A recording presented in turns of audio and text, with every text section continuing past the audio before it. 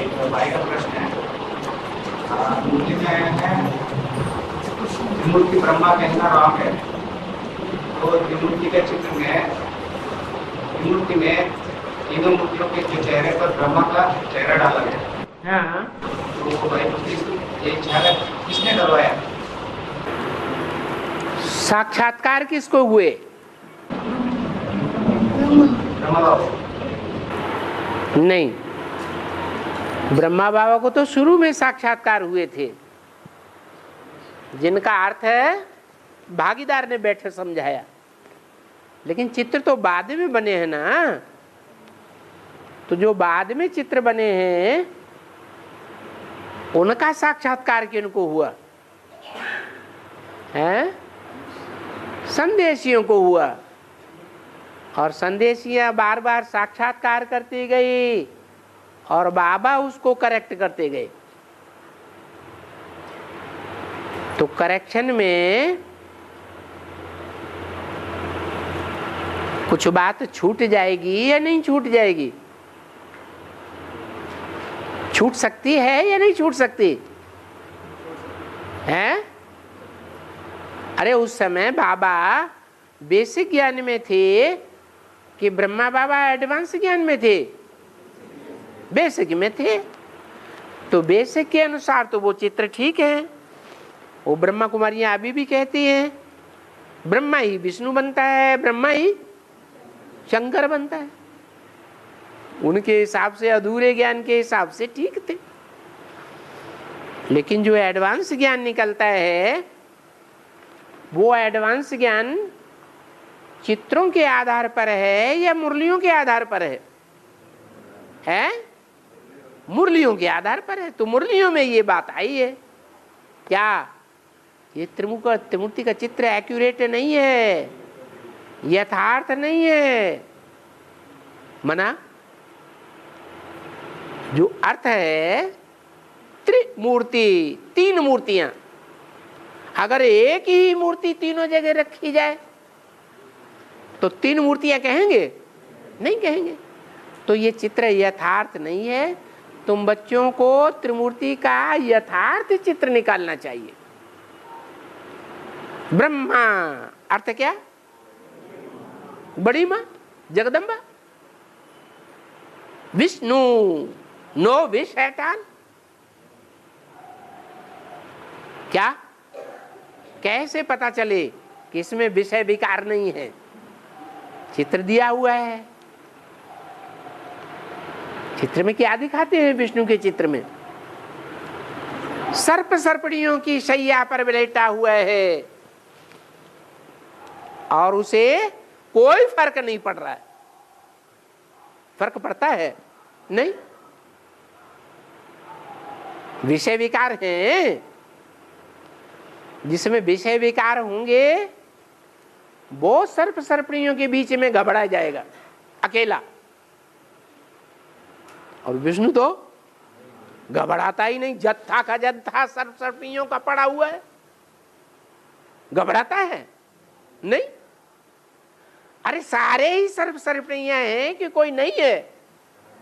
हैं? उनके बीच में मजे से रहता है कि रोता पीटता है, हमको ये होता है, हमको वो होता है। तो विष्णु को चित्र अलग है। फिर शंकर वो तो बिल्कुल ही अलग है।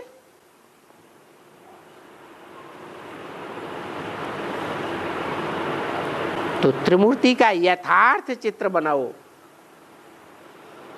यथार्थ का मतलब क्या? जैसा प्रैक्टिकल में तीनों मूर्तियों का पार्ट है ऐसा चित्र बनाओ।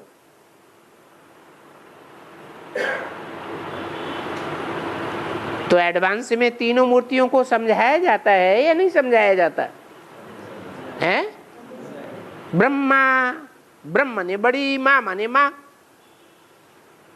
बड़े थे बड़ी मां। तो जो बड़ी मां है उसकी पूजा होनी चाहिए या नहीं होनी चाहिए? है? होनी चाहिए। अरे कि बाप की पूजा होनी चाहिए, माँ की पूजा नहीं होनी चाहिए। अरे माँ की भी पूजा, माँ की भी बात माननी है या नहीं माननी है? तो जिस माँ की पूजा होनी चाहिए वो दाढ़ी मूछ वाला दुर्योधन है। दुर्योधन दुशासन हो सकता है क्या? नहीं, पुरुष हैं सब दुर्योधन दुशासन। उसमें ब्रह्मा भी आ जाता है, उसमें शंकर भी आ जाता है, क्योंकि शंकर को भी क्लीन शेप भी दिखाते हैं और दाढ़ी मूछ वाला भयंकर रूप भी दिखाते हैं। तो जगदम्बा तो नहीं हुई। सारे जगत की जो अम्बा है वो तो माता होनी चाहिए, माता रूप में। तो एडवांस ज्ञान में माता का रूप क्लियर करके समझाया जाता है या नहीं समझाया जाता है? समझाते हैं। विष्णु अभी बताया, ऐसे स्वभाव संस्कार बन जाते हैं कि सर्प सर्पणियों के बीच में रहते भय नहीं होता। नहीं तो वो तो शंकराचार्य बनते हैं, सन्यासी होते हैं, एक पत्नी को भी छोड़ करके भाग जाते हैं। और विष्णु है, विष्णु छोड़ के भागता है क्या? कि आराम से लेटा रहता है, हैं? आराम से लेटा रहता है।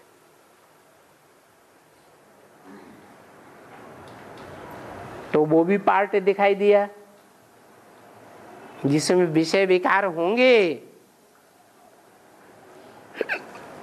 तो उसका चरित्र अलग होगा। विषय विकार ही नहीं होंगे तो कोई भय की बात है ही नहीं। फिर शंकर का अर्थ क्या है? हैं? तीन आत्माएं का संकरण है। ब्रह्मा वाली आत्मा, उसमें प्रवेश है। इसका प्रूफ क्या? अरे अर्धचंद्रमा मस्तक में दिखाया जाता है ना, ये प्रूफ है कि वो अधूरा चंद्रमा संपूर्ण नहीं है। जिसकी पूजा होती हो वो चंद्रमा नहीं है, वो जगदम्बा नहीं है, अधूरी जगदम्बा है। वो प्रवेश है, दाढ़ी मूछ वाला वो प्रवेश है। और भक्ति मार्ग में मस्तक पर क्या दिखाते हैं? हैं? गंगा दिखाते हैं। तो जो प्यारा बच्चा होता है, बहुत सर्विसेबल होता है, बाप क्या करते हैं? प्यार में आकर उसको सर पर चढ़ा लेते हैं।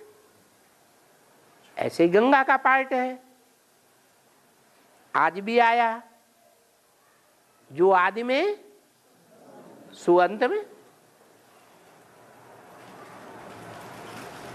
गंगा आदि में थी या नहीं थी? थी, बेसिक में भी थी। तो एडवांस में भी गंगा ने जितना ज्ञान लिया, सात्विक स्टेज में जितना संग किया उतना तो कोई भी कन्या ने नहीं किया। ज्ञान का संग किया है या नहीं किया? किया। तो गंगा भी सर के ऊपर दिखाई हुई है। फिर और क्या दिखाते हैं? हैं? हाथों में क्या दिखाते हैं? हाथ में त्रिशूल दिखाते हैं। बाएं हाथ में दिखाते हैं, दाएं हाथ में दिखाते हैं। त्रिशूल का अर्थ क्या है? 3 बाण। बाण माने ज्ञान के बाण। दाईं ओर का बाण, बाईं ओर का बाण, बीच का बाण। अरे ब्रह्मा कुछ अलग ज्ञान सुनाते हैं कि एक ही जैसा सुनाते हैं? अलग सुनाते हैं। विष्णु का कुछ अलग ही ज्ञान है और शंकर का अलग ही ज्ञान है। तो तीनों प्रकार के ज्ञान बाण उनकी वाणी में समाये हुए हैं, बुद्धि में समाये हुए हैं। इसलिए बुद्धि रूपी हाथ में त्रिशूल दिखाते हैं और उस त्रिशूल में डमरू भी लटका हुआ है। क्या एक तरफ बजता है या दो तरफ बजता है? दोनों तरफ बजता है। क्या असुरों को भी संरक्षण देता है और देवताओं को भी संरक्षण देता है। विष्णु की तरह नहीं कि सिर्फ देवताओं को ही संरक्षण दे, नहीं, सारी दुनिया में जो भी है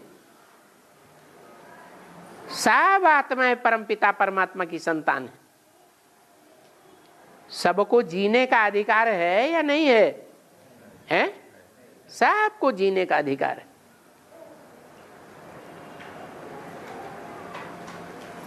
तो ऐसे ऐसे तीन मूर्तियों का यथार्थ चित्र बनाओ। जैसा अर्थ है, जैसा प्रैक्टिकल में है, वैसा समझाओ तो लोग समझें कि इन तीन मूर्तियों रूपी कपड़ों ने विश्व विजय करके दिखलाई। वो तो भक्ति मार्ग वाले गाते रहते हैं, विश्व विजय करके दिखलावे तब होवे प्रणपूर्ण हमारा, झंडा ऊंचा रहे हमारा। और कपड़े का झंडा ऊंचा कर देते हैं। और कपड़े का झंडा विश्व विजय करेगा हैं? ये तो शरीर रूपी तीन वस्त्रों की बात है।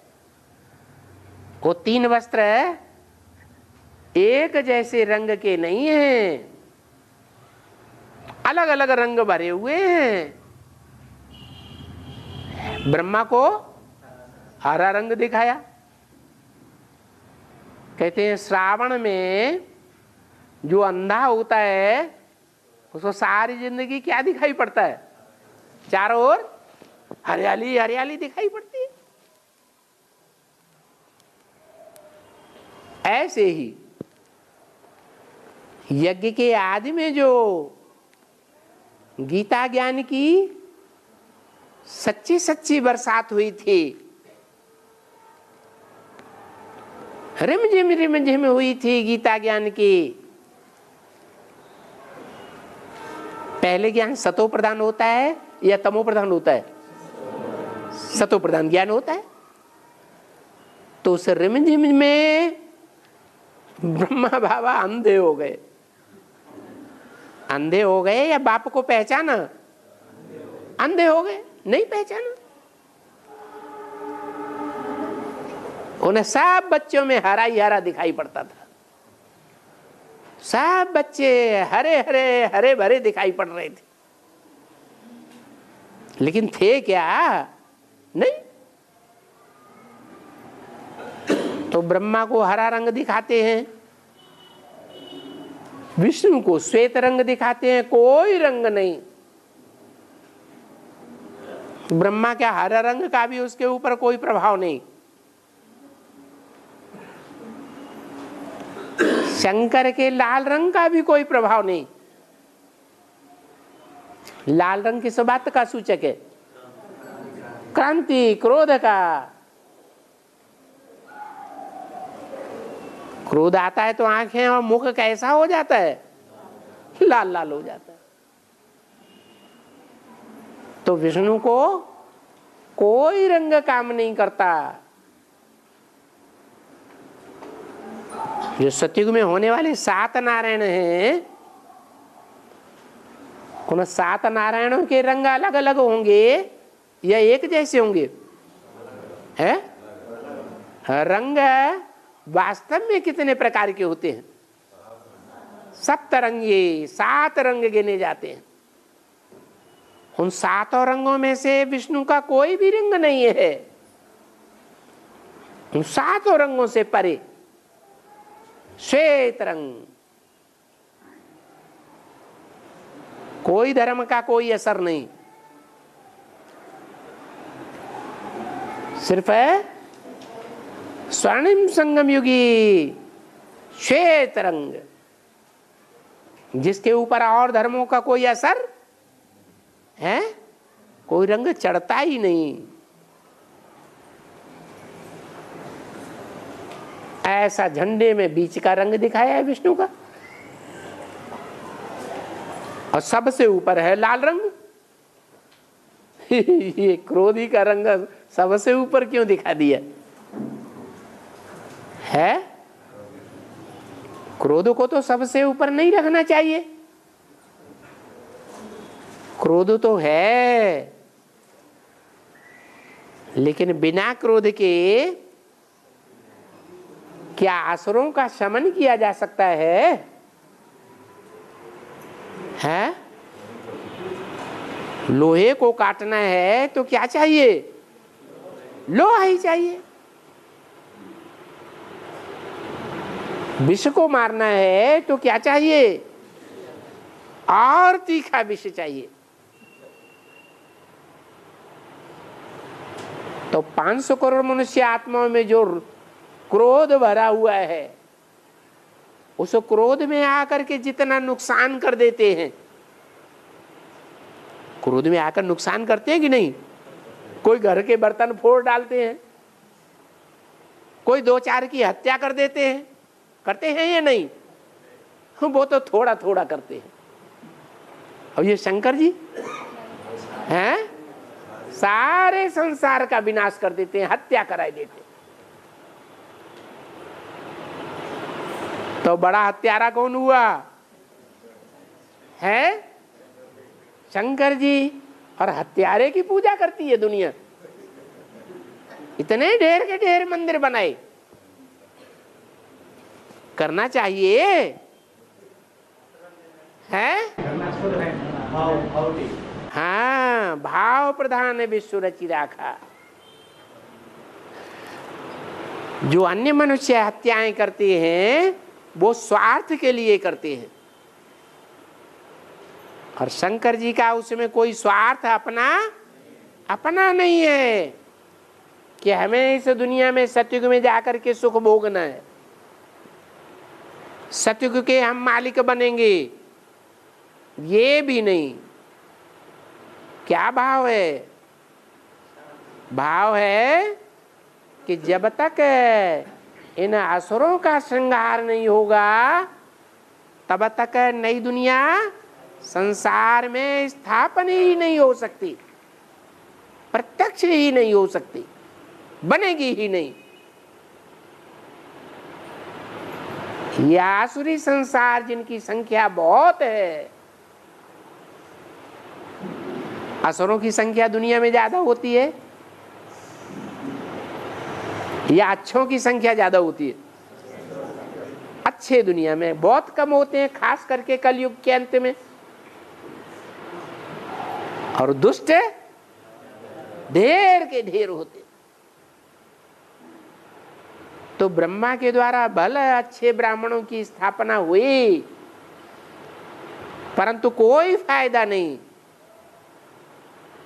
वो अच्छे ब्राह्मण जब दुष्टों के संग में दुनिया में आते हैं तो उनके संग का रंग लग जाता है। तो नई दुनिया बनी न बनी, बेकार हो जाती है। तो क्या करना पड़े? क्या लाजिमी है?